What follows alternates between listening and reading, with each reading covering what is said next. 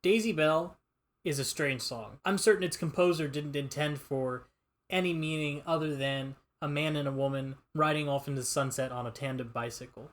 Hell, he probably couldn't have even fathomed the world that we live in right now. In some ways, Daisy Bell has become an anthem for AI, but if that's the case, then why is it so important to Jax's character, a human in the Amazing Digital Circus? To understand that, we need to take a deeper dive into the history of Daisy Bell. When we come out of it, hopefully we'll have a better understanding of Jax as a character and what Daisy Bell symbolizes for her, not just her, and maybe not even just the circus, but maybe even for us as people.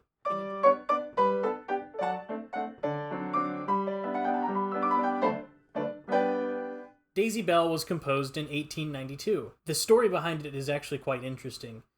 The author had come to the United States, and he heard the phrase, bicycle built for two. And being the 1890s, bicycles weren't that popular yet, and so the imagination of a bicycle built for two people sparked him to write the song Daisy Bell. But Daisy Bell wouldn't take on the meaning that it has in a modern context until 1962. Then, IBM programmed a computer to actually produce the sounds necessary to make some semblance of a song that sounds like Daisy Bell.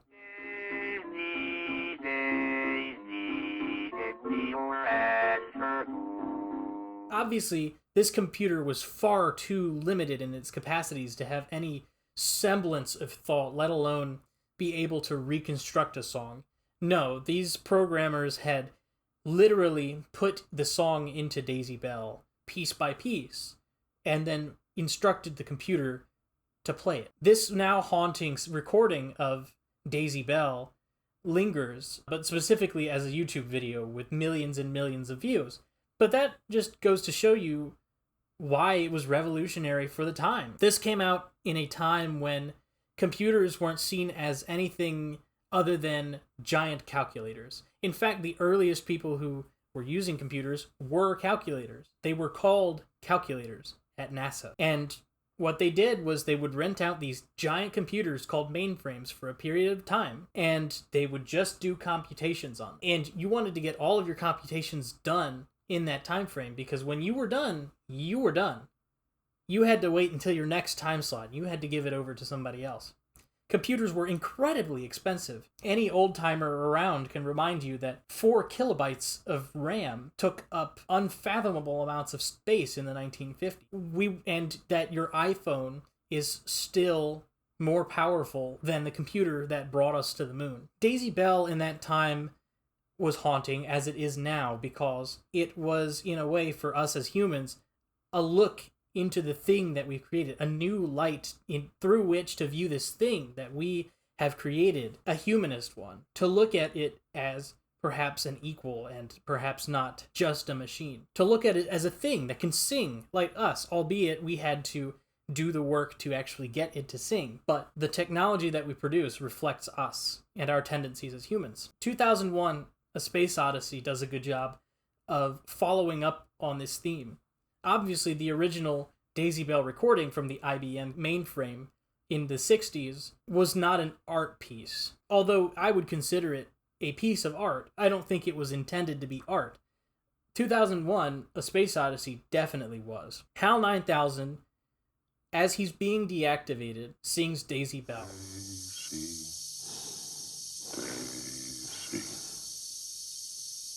Give me your answer, do.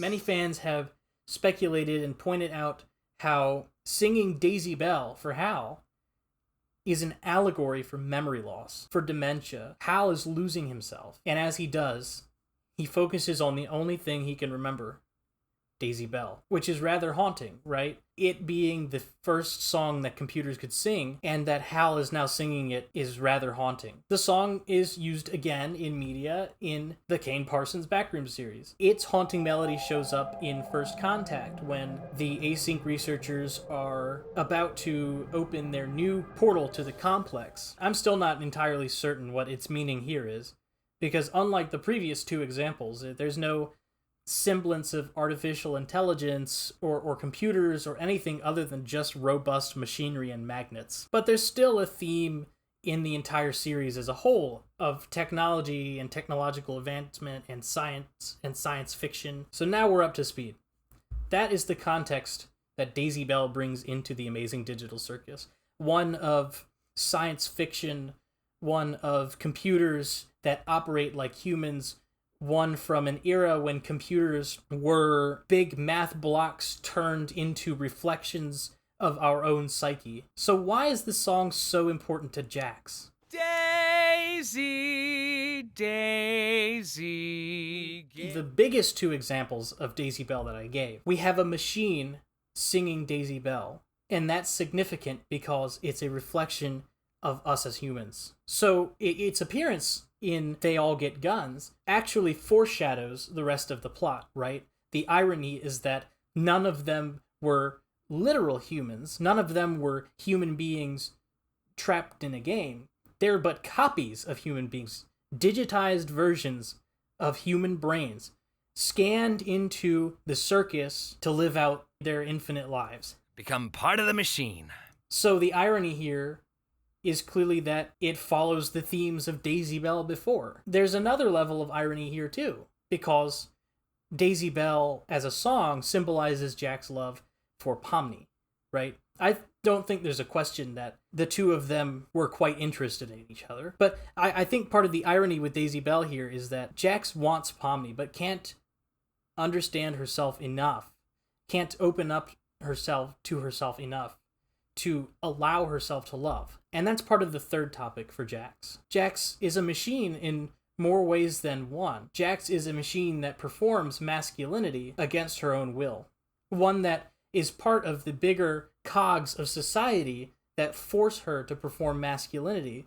Ones that force her to close her mind to the Jax inside telling her to listen to herself, to listen to how her body feels, to listen to how she wants to present, to listen to the Jax in the mirror that says, this isn't you, something needs to change. Not only is Jax part of the machine of society that reminds her that something is wrong inside her and that she needs to do that soul searching, Jax is also a machine that performs masculinity so that she doesn't have to confront that feminine part of herself, whatever it may be. We all perform gender in that same way. We all exist in social confines, social roles, and perform genders for an audience of our peers.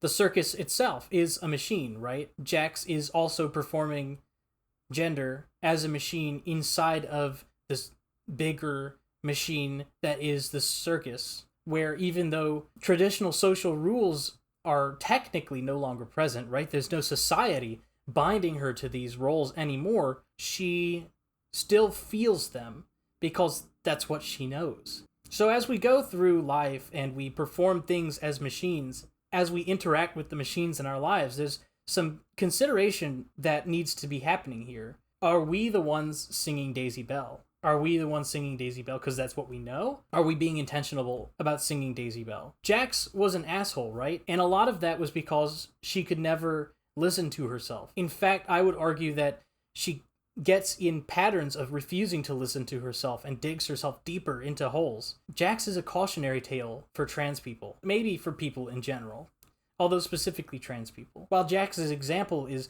quite extreme, it's worth considering how failure to listen to yourself can affect you, how turning yourself into a machine can affect not just you, but also the people in your lives.